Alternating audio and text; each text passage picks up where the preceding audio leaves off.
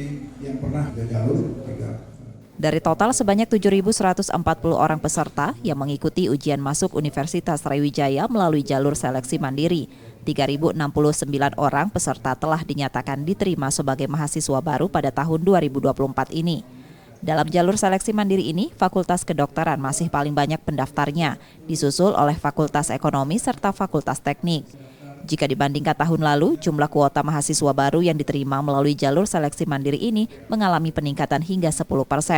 Mahasiswa baru yang diterima ini didominasi oleh mahasiswa dari Sumatera Selatan dan Pulau Jawa. Ada peningkatan jumlah mungkin sekitar 5-10% peningkatannya, dan tentu kalau secara nasional ada penurunan. Kami di Unsri untuk yang SNBT dan SN Mandiri juga ada. Sebagian besar itu dari Sumatera Selatan, tetapi ada beberapa juga yang berasal dari luar, termasuk dari Jakarta, dari Jawa dan sebagainya.